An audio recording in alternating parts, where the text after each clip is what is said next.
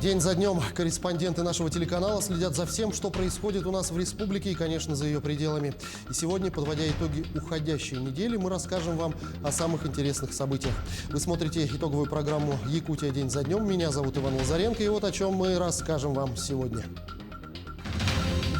QR-коды, дистанционное обучение, вакцинация и реабилитация переболевших. Поговорим об эпидобстановке в республике. Каждый пациент после перенесенного заболевания просто обязан заниматься дыхательной гимнастикой, чтобы восстановить легкие. Первая цифровая всероссийская перепись населения стартовала на этой неделе по всей стране. В проведении переписи задействован переписной персонал полевого уровня, так сказать. Это те, которые работают на местах. Это контролеры и переписчики. 5 миллиардов 400 миллионов рублей. Президентская программа социальной газификации идет полным ходом. На строительство распределительных сетей должно определяться схема газоснабжения. До сегодняшнего дня у нас схем газоснабжения не было. Сейчас эти схемы будут утверждены и внесены в программу газификации. Тем, кто будет переходить на газомоторное топливо, возместят часть потраченных средств за установку газового оборудования. В чем суть-то этого проекта? Самое главное – показать возможности людям, что на машине с газобаллонным оборудованием можно проехать через нашу страну, а самое главное – можно значимо сэкономить. Ну и начнем с эпидобстановки. Доступ в общественные места в республике станет возможен только с сертификатом о вакцинации и QR-кодом. Соответствующий указ подписал глава региона Айсен Николаев. Данные условия начинают действовать с 20 октября для театров, музеев, библиотек, домов культуры и других культурно-досуговых организаций. С 25 октября для фитнес-клубов, тренажерных и спортивных залов, а также бассейнов. Ну а с 1 ноября QR-коды будут требоваться для посещения ресторанов, кафе, столовых и банкетных залов. Сертификаты и QR-код можно получить после вакцинации на портале госуслуг. Также в Якутии будут усилены темпы вакцинации и контроль за соблюдением ограничительных мер по коронавирусу. Большую работу предстоит провести и по прививочной кампании от гриппа. Такие задачи глава республики Айсен Николаев поставил на очередном заседании оперативного штаба с главами муниципальных районов и городских округов. Эпидемобстановку Айсен Николаев назвал тяжелой. Так, наиболее сложная ситуация складывается в городе Якутске, Мирнинском, Нерюнгринском, Ленском, Сунтарском, Мегино-Кангаласском и Намском районах.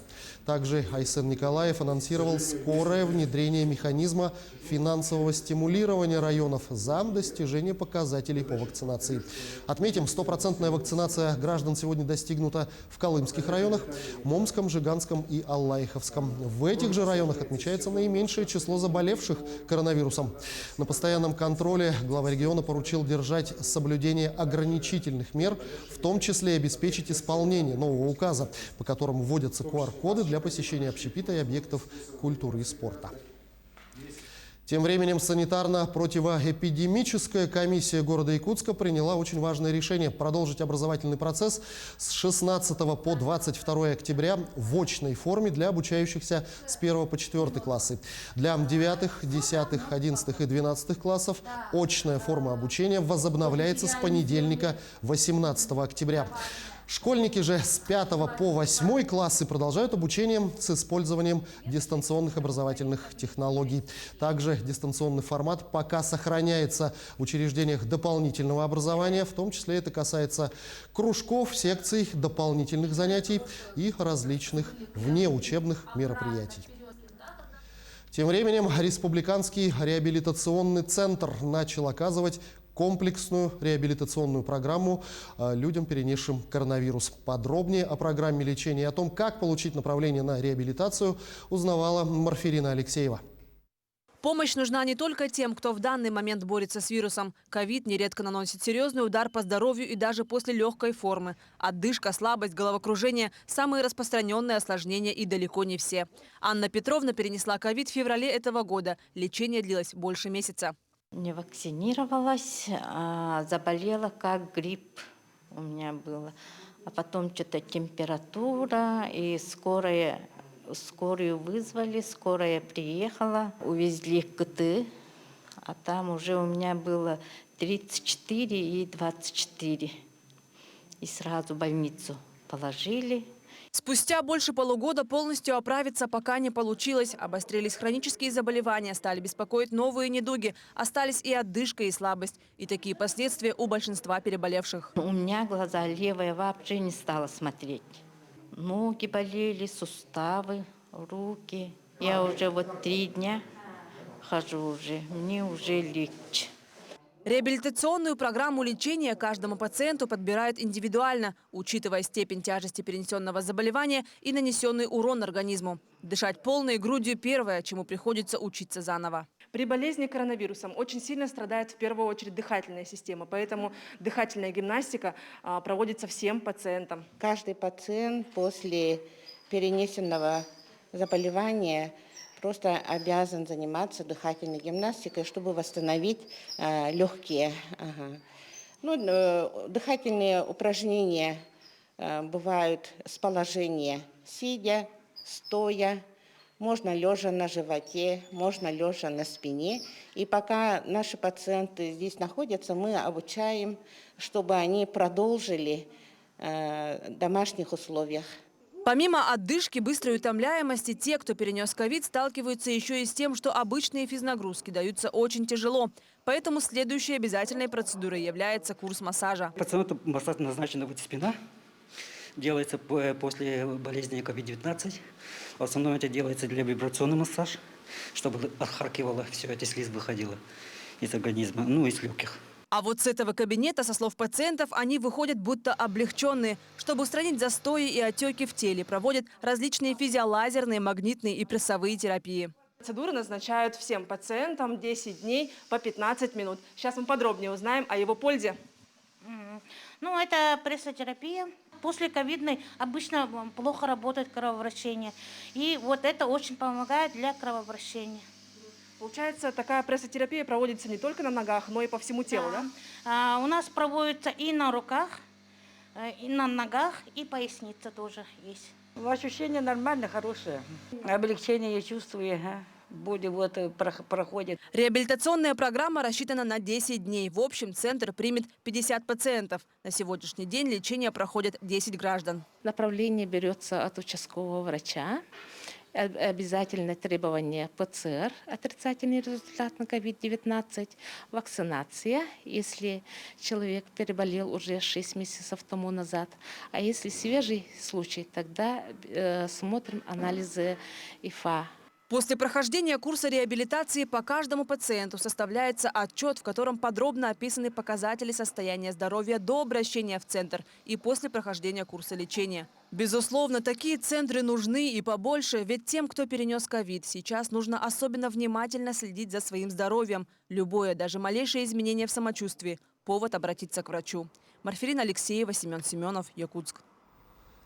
Важнейшие события в масштабах страны. Всероссийская перепись населения стартовала во всех регионах России. Впервые в истории мероприятие пройдет в том числе в онлайн-формате. Специальная электронная форма появилась на портале государственных услуг.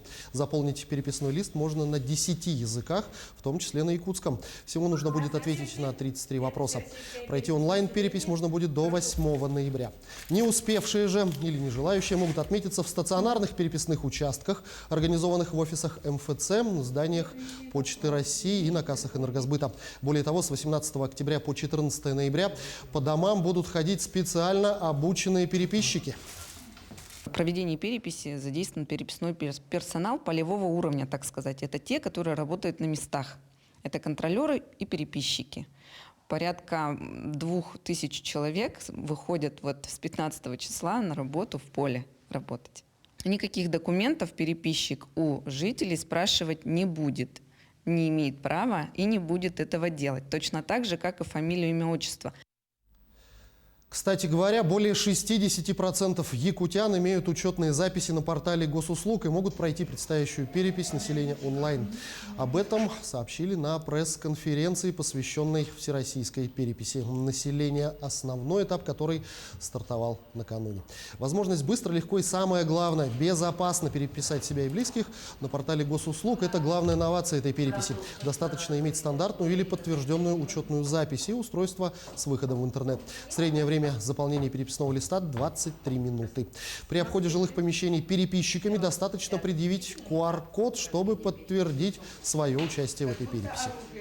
Как показывают итоги выборочного наблюдения использования населением информационных технологий, информационно-телекоммуникационных сетей, с каждым годом у нас растет доля людей, которые имеют доступ к интернету.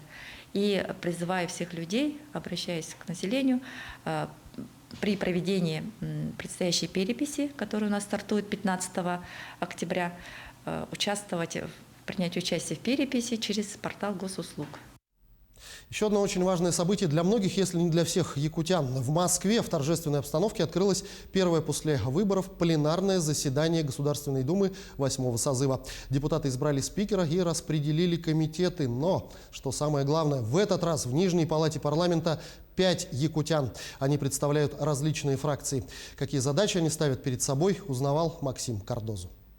Настоящий прорыв. 5 якутян в Государственной Думе. И это рекорд. Причем в Нижней палате парламента они представляют сразу 4 фракции. Среди них и Сардана Авксентьева от партии «Новые люди». Она будет работать в Комитете по региональной политике и местному самоуправлению. Ну, я думаю, что вы согласитесь, что это вполне отвечает тому опыту, который я наработала, работая в городе Якутске, поэтому полагаю, что буду полезна. То есть это больше внимания регионам для того, чтобы они могли развиваться. Это, безусловно, поддержка малого и среднего бизнеса. И сегодня один из вопросов, которые мы задали, как раз о мерах поддержки малого и среднего бизнеса. Мы считаем, что это важно. И гражданские права, свобода, демократия, то все то, о чем мы говорили с нашими избирателями во время предвыборной кампании. Еще один новичок – это Петр Амосов от Коммунистической партии. Он будет работать в Комитете по транспорту и строительству. Будем интересы Якутии защищать. Это самое главное. Я не зря вошел в Комитет транспорта. Поэтому там связано со строительством мостов, автомобильных дорог, аэродромов. Да? Это вся полностью дорожная инфраструктура. Мы знаем, какая ситуация, поэтому будем помогать. В Комитете по бюджету и налогам продолжит работу и Галина Данчикова от «Единой России». В ближайшие 5 лет она намерена направить все силы на законотворческую деятельность в области улучшения условий жизни в арктических районах. Не буду оставлять без внимания те вопросы, которые обозначались жителями нашей республики, когда шла предвыборная кампания. А их было достаточно много, они связаны с разными сферами жизни. Это переселение граждан с аварийного жилья, это вопросы жилищно-коммунальной сферы, это вопросы энергетики. То есть те вопросы, которые ставили жители республики, мы сейчас все их саккумулируем и, конечно, по каждому вопросу будем вырабатывать определенные решения. Первое пленарное заседание Госдумы было посвящено организационным моментам Нижней палаты парламента. Был выбран председатель, им остался Вячеслав Володин, а также вице-спикеры. Распределены места в комитетах. На днях депутаты приступят к обсуждению бюджета на 2022-2024 годы. Также предстоит рассмотреть в первом чтении законопроект о региональной власти, о добровольном техосмотре, о штрафах за жестокое обращение с животными и другие важные инициативы. Максим Кардозу, Джур Березкин, Москва. Ну а сейчас мы прервемся буквально на минуту и после небольшой рекламы обязательно продолжим. Не переключайтесь.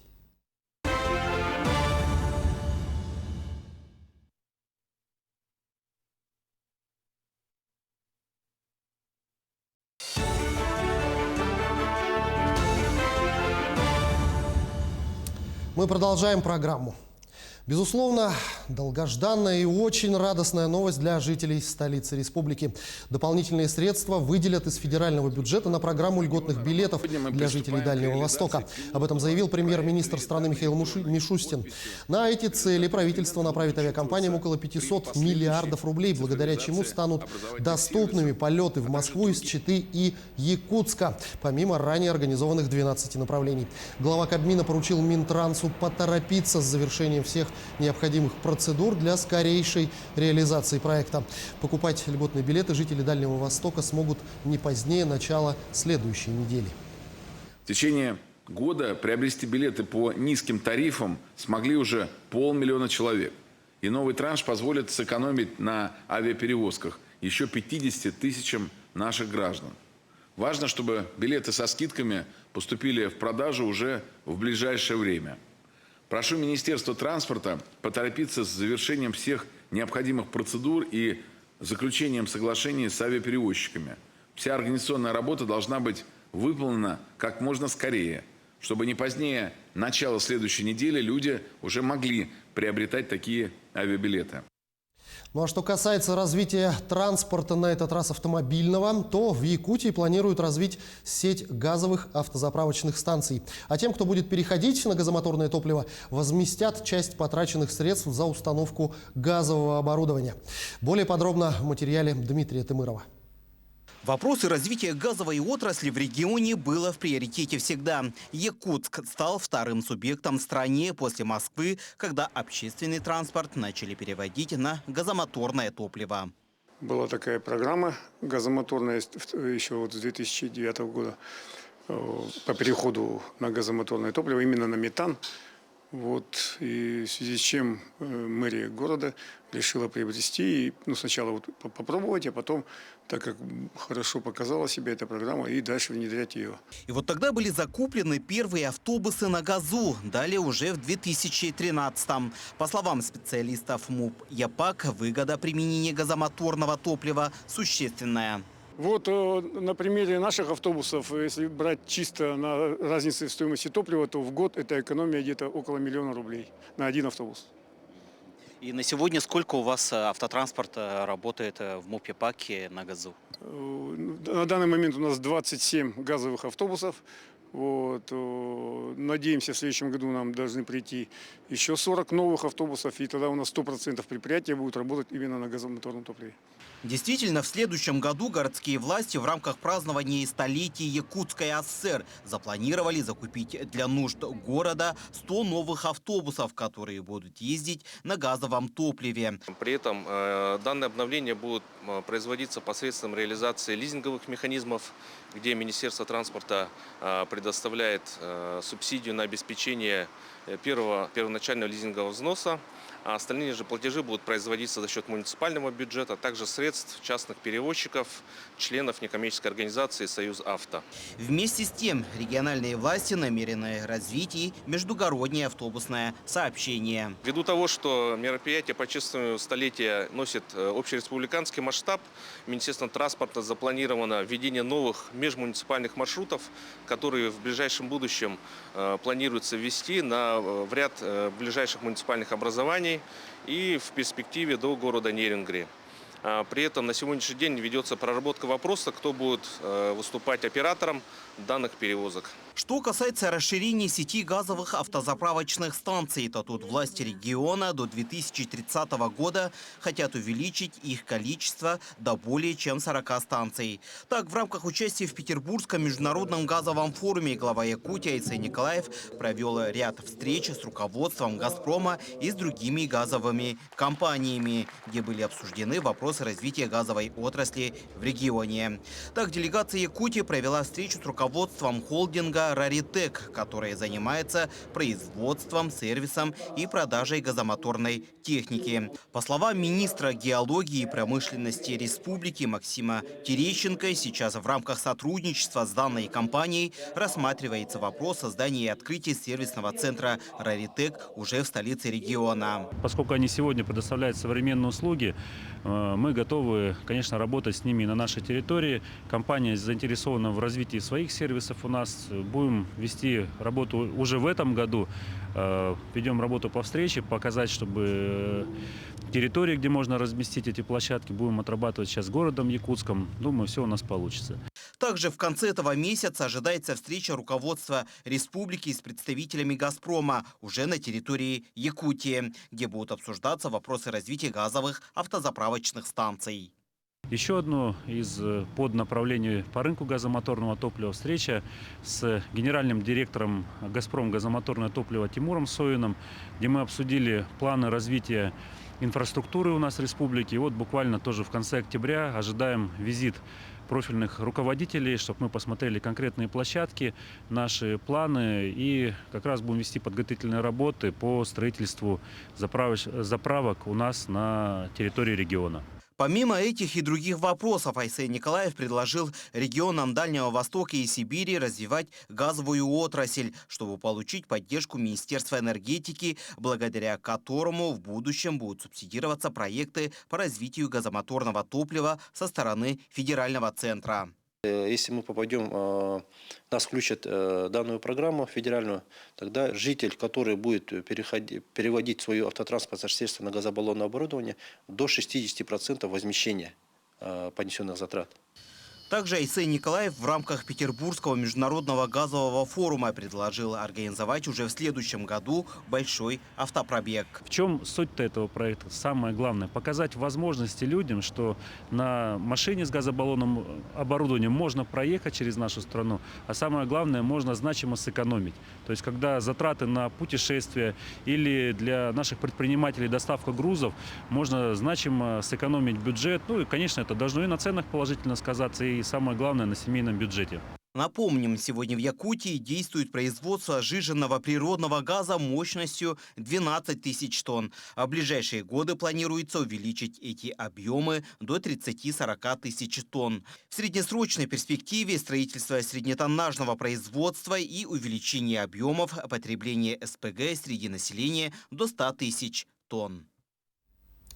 Тем временем автомобильное движение в сторону Мирного закрыто. Дело в том, что паромная переправа на реке Вилюй под селом Кюндядя прекратила свою работу.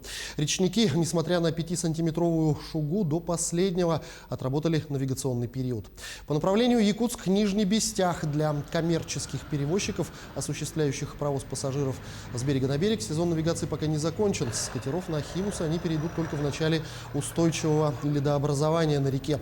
В это же время паромы начнут ходить в сопровождении тяжелых буксиров, а в период интенсивного ледостава их будут сопровождать ледоколы компании «Лорд». И, кстати говоря, с понедельника, 18 октября, будут повышены тарифы на проезд на паромах на переправе Якутск-Нижний Бестях. Как сообщил генеральный директор управляющей компании «Паромы Якутии» Николай Ефимов, цены увеличиваются ежегодно в период неблагоприятных метеорологических условий. Ну и в продолжении газовой темы президентская программа социальной газификации полным ходом идет по всей стране.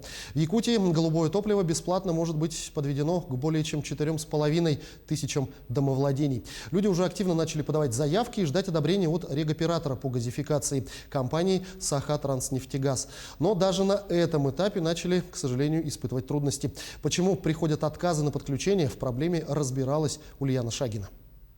Обещанного 3 года ждут. В случае с жильцами улиц Зеленая и Мира села Хатасы уже более 5 лет. Все это время жильцы обращаются во все инстанции, чтобы подключиться к газу. Но каждый раз получают отказ по разным причинам.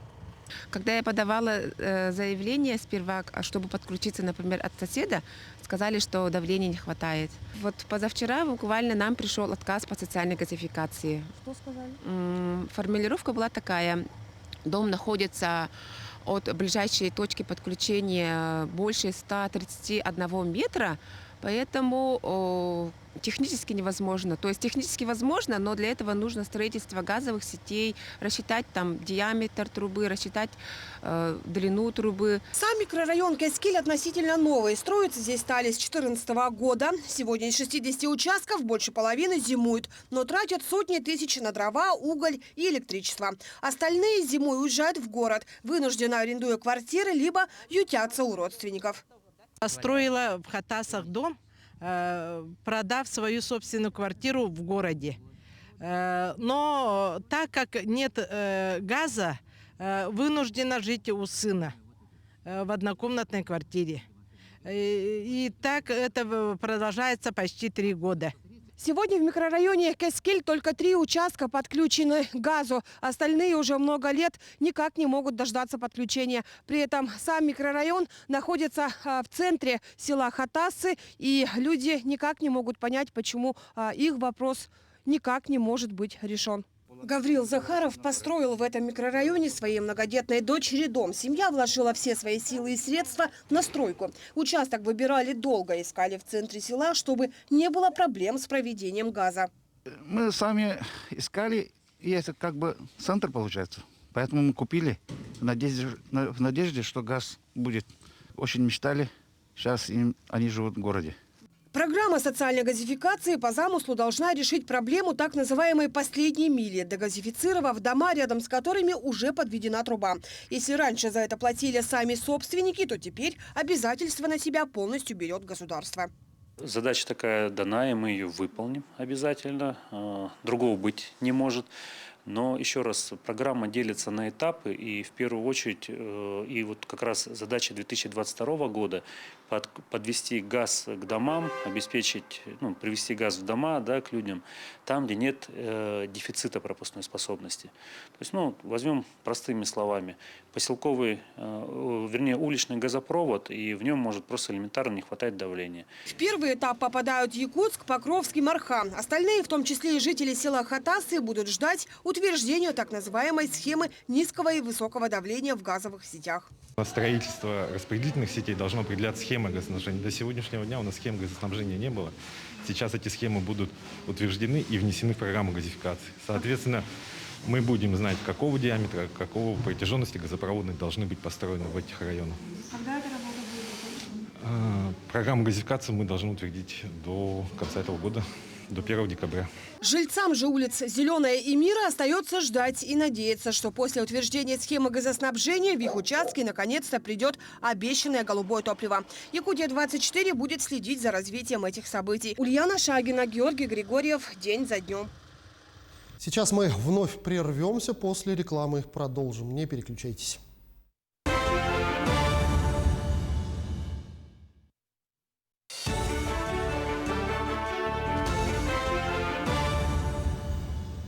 Продолжаем программу. Очень важное событие для жителей Абыйского района произошло на этой неделе.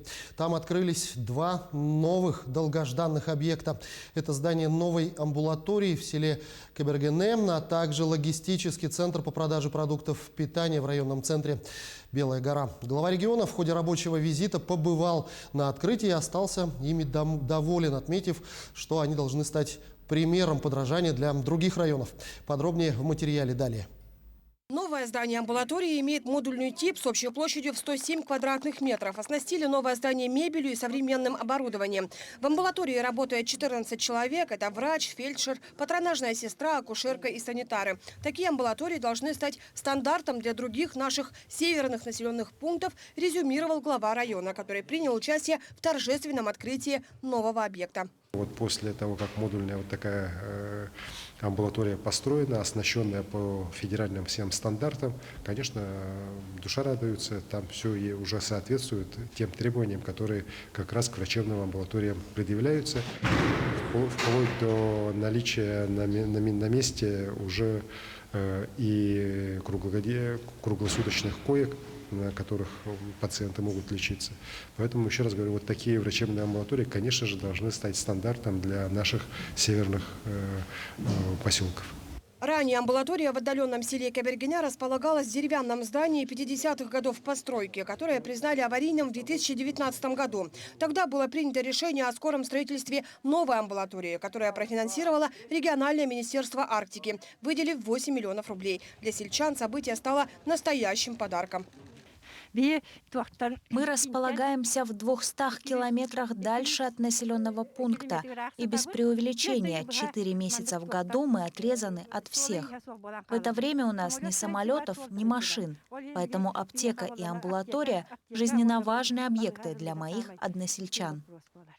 Глава региона посетил и новый торгово-логистический центр Якутопторга в самом районном центре Белой горе. Для северян такая возможность появилась впервые. До его открытия цены на фрукты и овощи и другое продовольствие стоили в разы дороже. Такого магазина никогда не было. Но круглый год теперь мы будем свежими овощами будем обеспечить. Это очень нам радостное событие. Я рад, что открылось такое место, что можно будет купить овощей, фруктов, и сам магазин, он самый большой сейчас в поселке. Цена, к примеру, на картофель в новом центре стоит 74 рубля, лук 75, арбузы и дыни из Узбекистана 140 рублей. До открытия нового центра цены на эти же продукты были в 2, а то и в 2,5 раза дороже. Помимо Белой горы, при помощи малой авиации продовольствием обеспечат и труднодоступные населенные пункты района. все товары, которые здесь в этом представлены в магазине, на складах, овощехранилище, фруктохранилище, они привезены нашим судном Михаилом Мальчиком в крайний тур арктической навигации. И все хранится в соответствии с установленными нормативными требованиями, что нам позволит сохранить все это до установления зимника. Ну и при этом мы за счет перехода в навигацию, отказа от дорогостоящих самолетов смогли снизить цены и максимально приблизиться к ценам города Якутска. Между тем, такой же логистический центр уже на следующей неделе откроется в Усть-Куйге, в следующем году в Батагае Верхоянского района. После приобретения специализированного судна именно этот маршрут должен полностью снабжать Янскую группу улусов. В свою очередь, глава региона поставил задачу, чтобы до 2024 года подобные объекты появились во всех арктических районах республики. Ульяна Шагина, Георгий Григорьев, Якутск. Между тем, окончены основные уборочные работы зерновых культур, а также плодово-овощной продукции на территории городского округа Якутск. О результатах сбора узнавала Марфелина Алексеева. Несмотря на засушливое лето, общие показатели урожайности в столице республики довольно неплохие. Основная посадка овощей производится на минерализованных землях, где имеется дополнительная поливка растений и широко применяется капельное орошение. В выполнении плана прогнозируем по картофелю 98-99%, по овощам где-то 95-97%. Вся продукция по овощам открытого грунта в основном реализована. Хозяйства наши сдают МУП Горснаб, некоторые сдали Туймада Горснаб, некоторые отправляют даже на север. По картофелю где-то у нас на хранении нынче лежит где-то 5000 тонн. Город Якутск занимает первое место по площадям посева овощей открытого грунта. Это капуста, свекла и морковь. По данным на сегодня собрано около 5500 тонн плодово-овощной продукции, что составило 95% от предварительного плана. Сбор еще продолжается. Ежегодно объемы урожая повышаются. Город нуждается в дополнительном хранении. Сохранение урожая зависит в том числе и влияет на ценообразование в зимний и весенний период, когда привозные овощи начинают в цене возрастать. Наличие овощехранилищ способствовало бы удержанию этих цен. Это конечный потребитель и гражданин. В этом году своими силами соорудил картофелехранилище в Старой Табаге фермер Анатолий Соколов. Посадку картофеля сортов Розарра и Рока он производит на 25 гектарах земли. В этом году с 1 гектара было собрано 8 центнеров продукции. На этом месте раньше жили мои родители. Дом, в общем говоря, я вместе с участком передал на безвозмездное пользование в СХПК МТС Табагинский. И на этом месте вот мы к дому пристроили вот такой вот небольшой склад. Ну, в плане увеличения у нас есть еще, то есть будем в дальнейшем строиться. У нас не хватало овощехранилища вот в Табаге. У нас сам МТС Табагинский своими силами, слава богу, овощехранилище построил. Но мы постараемся затраты его компенсировать. У нас не хватает овощехранилищ в Тулагинском кандидатском наследии. На будущий год мы планируем построить овощехранилище объемом 300 тонн. Если проект по строительству новых овощехранилищ будет одобрен депутатами городской думы, то к 2024 году в эксплуатацию будет введено 2 хранилища мощностью в 600 тонн. На сегодняшний день полностью завершена заготовка сена. Собрано около 11 тонн корма, что составляет 100,3% плана. Несмотря на хорошие результаты, за пределами республики будет дополнительно закуплено около 500 тонн сена. Марфелина Алексеева, Григорий Григорьев, Якутск. Хоть и говорим мы об этом практически ежедневно с экрана телевизоров, будьте бдительны, но нет. Псевдосотрудники банка и лжеполицейские продолжают обворовывать ленчан. В этот раз виртуальный московский лжеполицейский из якобы отдела по борьбе с экономическими преступлениями обокрал жительницу Ленска на сумму 103 тысячи рублей. Мошенник уверил жертву, что некий человек с нотариальной доверенностью от ее имени обратился за снятием денежных средств в московский филиал банка. По поэтому ей необходимо снять все кредитные средства в определенном банкомате и зачислить на указанное им имя на Киви кошелек. Но этого преступникам оказалось мало. Они оформили кредит на 250 тысяч на имя потерпевшей. Во втором случае были сняты деньги с карты в размере 68 тысяч рублей. Пострадавшие также позвонили из столицы, но на этот раз представились сотрудникам банка. Всего с начала 2021 года в Ленском районе зафиксировано 52 преступления в сфере мошенничества.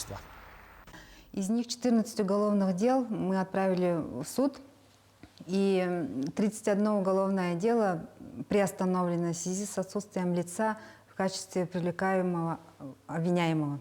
Всякие мошенники, они очень идут в ногу с этими новшествами, придумывают новые идеи. И я бы хотела ленчанам сказать, чтобы они не верили никому, кто, например, звонит и представляется сотрудником банка, следователем какого-нибудь подразделения отдела. Ну а если говорить о ситуации в целом, то картина совсем не радостная. Так, более 15 миллионов рублей похитили мошенники со счетов граждан с начала этого года. И это только в Удачном, где численность населения около 12 тысяч человек. В целом же по республике данная сумма в 1,5 раза больше, чем в прошлом году. В чем заключается суть новых уловок, разбирались наши коллеги. Деньги не только не пахнут, зачастую их даже нельзя потрогать. Каждый второй пользуется сегодня безналичным расчетом. Такому положению дел мошенники только рады. Обычно все начинается с непонятного СМС или телефонного звонка. От вашего имени оформлена доверенность на получение крупной денежной суммы. Чтобы этого избежать, необходимо срочно перевести деньги на другой счет. С этих слов началось общение жительницы Удачного со следователем. Правда, на самом деле по ту сторону трубки находился вовсе не сотрудник ведомства. У меня возник диалог по телефону, и мне стали говорить, что я должна по 15 тысяч на счет вложить денежные средства. У меня произошел конфликт, на что мне стали угрожать, что если я буду препятствовать проведению расследования, то в отношении меня могут быть возбуждены уголовные дела, так как я, грубо говоря, не знаю тонкости законодательства уголовного. Я поверила и стала всю ночь переводить по 15 тысяч. Потом я не сразу поняла, что стала жертвой. При этом преступник назвал сумму для перевода. Она соответствовала той, что была на счете в банке. За сутки террора женщина перевела мошенникам 4 миллиона рублей.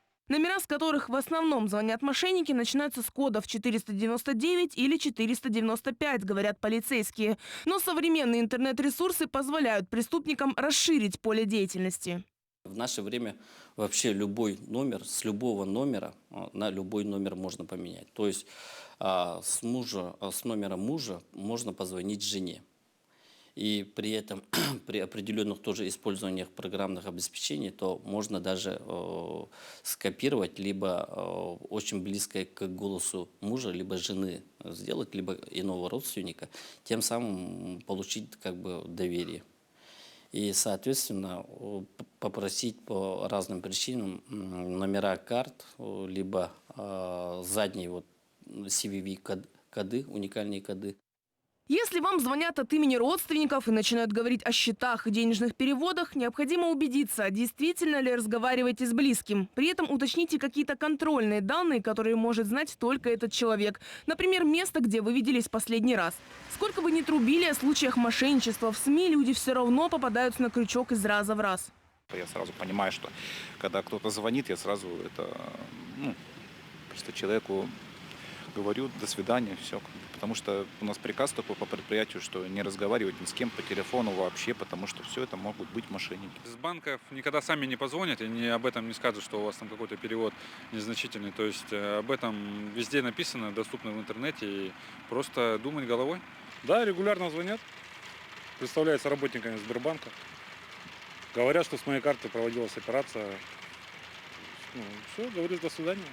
Мошенники точно называют данные человека, от имени которого представляются, включая звание и должность. Вот и жительница Ленска поверила незнакомцу. Ей позвонил неизвестный мужчина, обратился сотрудником следственного отдела по борьбе с экономическими преступлениями города Москвы. Назвал отдел, откуда он звонит ей, и сообщил, что некий гражданин попался в Сбербанке с ее генеральной доверенностью о том, что он имеет доступ к ее счетам. И, в общем, они его поймали, и он успел снять денежные средства. И для этого, чтобы обезопасить свой счет дальнейший, она должна проделать некое действие. Необходимо помнить, вся информация о госслужащих находится на официальных сайтах в свободном доступе. Также полицейские советуют всем, кому поступают звонки с неизвестных номеров с кодами разных регионов, не отвечать на них. Это самый простой способ сохранить деньги и не стать жертвой мошенников. Кристина Каширина, Ирина Балкова, Денис Сиротин, телеканал «Алмазный край». Не секрет, что чаще от таких действий страдают пожилые люди. Но, как говорится, учиться никогда не поздно, хотя бы компьютерной грамотности. Яркий пример. В Ленске на базе Центра дополнительного образования СРГ организованы курсы для людей в возрасте 60+. Причем пройти их можно совершенно бесплатно. Желающие попасть на такое нужное сегодня обучение, работать на компьютерной технике, появились сразу же, как только запустили рекламу. С ними и встретилась Анна Кожевникова. Обучают компьютерной грамотности взрослое население. В Центре дополнительного образования СРГ появилось новое направление. Люди в возрасте 60+ могут научиться работать на компьютерах, а также с другими современными гаджетами. В течение обучения будет освоен портал госуслуги и различные мобильные приложения, необходимые сегодня для жизни. Пока же ученики компьютерного класса знакомятся с элементарными навыками, как включить и выключить ноутбук, создать папку на рабочем столе. Чтобы у нас файлы все разбросаны по рабочему столу не были, чтобы у нас каши, мусора не появилось лишнего на рабочем столе, мы делаем отдельную папку. Преподаватель Михаил Бродников доступно и лаконично доносит до каждого учебный материал. За 4 месяца ученики должны полностью освоить работу на компьютере, пока все успешно справляются. Они очень сильно радуются каждому нашему занятию, приходят буквально с восторженным настроением, уходят еще с лучшим настроением. И каждое занятие для них как будто новый шаг в будущее. Человек, уже будучи грамотным, уже проживший, набравший опыта жизненного, человеку все равно немножко сложнее принимать что-то новое. Группа набралась 15 человек, довольно быстро посещают без пропусков и с удовольствием занимаются 2 раза в неделю по 2 часа. Хочу идти в ногу со временем, хочу оставаться более молодой, то есть не допускать себе старость. Сейчас все практически связано с компьютером, и это огромная помощь именно и для себя, и для работы. Учащиеся отмечают, что за долгие годы впервые появилась такая возможность получить навыки работы с компьютером. Ранее в Ленске подобных курсов не было. В таком возрасте учиться всегда интересно, нравится занятия наши. Большое, конечно, хочу сказать спасибо. И вообще все мы хотим сказать спасибо Барбашовой Анне Сергеевне, которая открыла вот эту группу. Это у нас... Сколько лет живу, это впервые у нас открылся такой класс. При этом обучение производится на бесплатной основе, как и все занятия Центра доп. Образования СРГ для детей и взрослых. И это не может не радовать. Ведь сегодня, как правило, за каждое образование человеку приходится платить. Анна Кожевникова, Виталий Андреев, Ленск. Но сейчас снова небольшая пауза. Оставайтесь на нашем канале.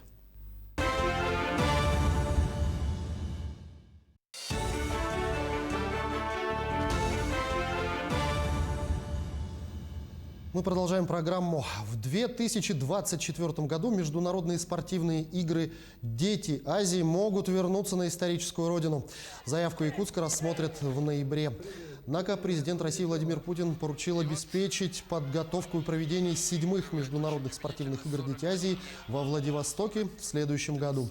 Напомним, международные спортивные игры «Дети Азии» учреждены и впервые проведены в Якутии в 1996 году в честь столетия современного олимпийского движения. Это единственный проект в России, находящийся под патронатом Международного олимпийского комитета и ЮНЕСКО. В детстве закладывается и фундамент будущей профессии, убеждены супруги Пронины из Алдана. В прошлом году Дарья и Владимир открыли клуб робототехники. Сегодня его посещают порядка 50 дошколят и школьников. В 3D-моделировании вместе с юными программистами попытались разобраться и наши коллеги. Игра, развитие и польза – таков триединый принцип занятий в клубе робототехники. На уроке тишина, конструирование и программирование захватывает, и от работы мальчишки не отвлекаются ни на что. Работали в процессинге. Процессинг – это программа для анимации, то есть пишется код, анимация, рисунки, которые можно анимировать с помощью Arduino. Они писали для умного дома заставку. Руководители клуба, супруги Пронины, разбираются в компьютерных программах на высоком уровне. Склонность к конструированию Дарья и Владимир обнаружили и у сынишки. Так, в январе 2020-го в Алданском бизнес-инкубаторе открылся клуб робототехники. Мы успели за этот учебный год поучаствовать в онлайн-выставке в Куранахе. Мы приняли участие в международной олимпиаде по скретчу. У нас, в принципе, есть результаты для первого старта.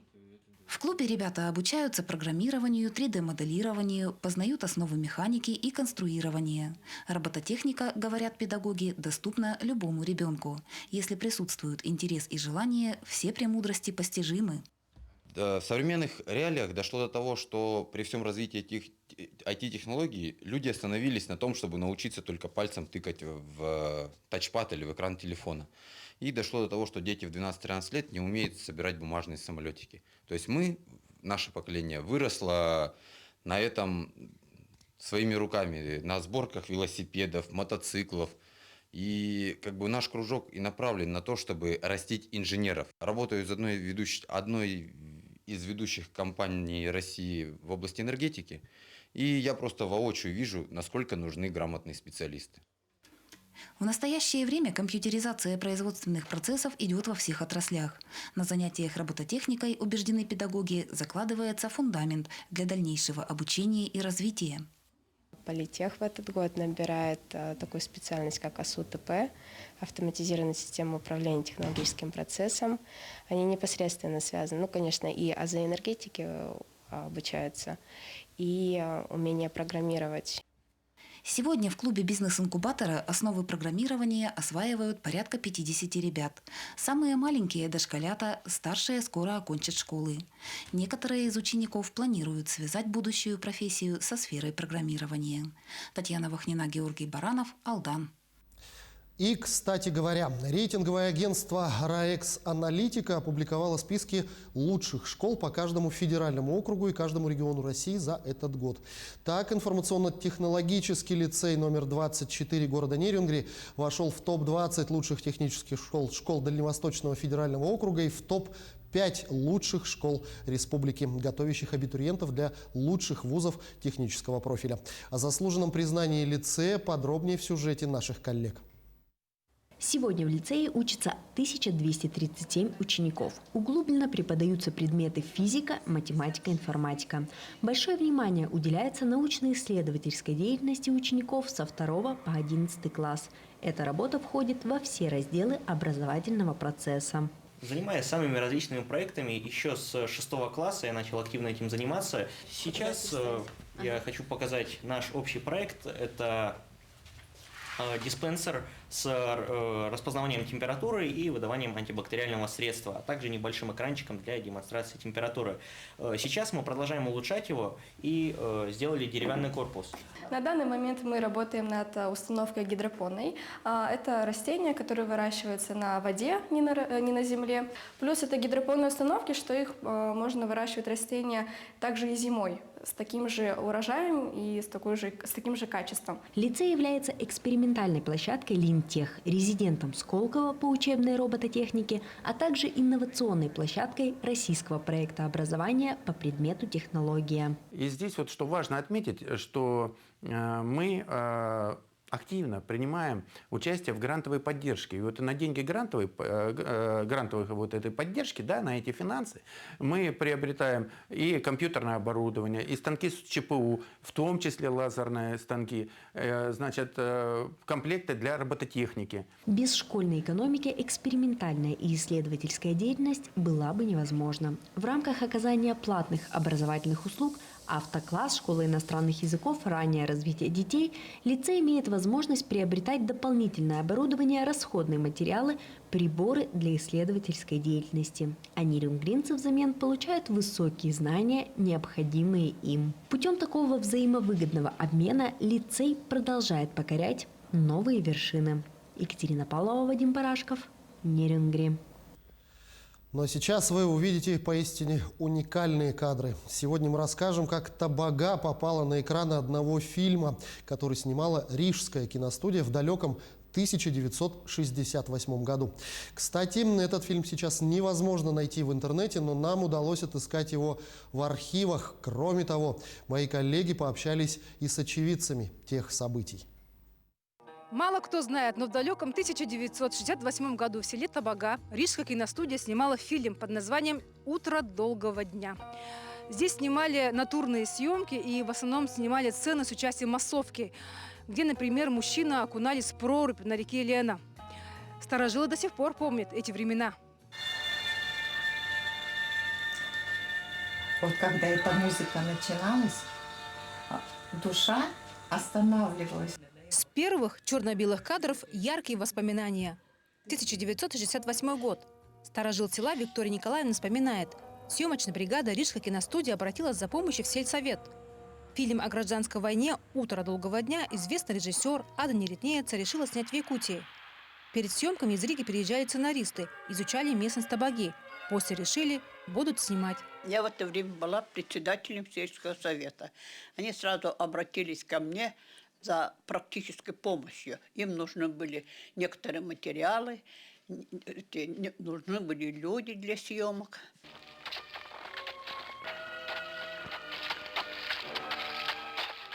Эту драматическую сцену расстрела красноармейцев снимали на реке Лена в районе Табагинского мыса.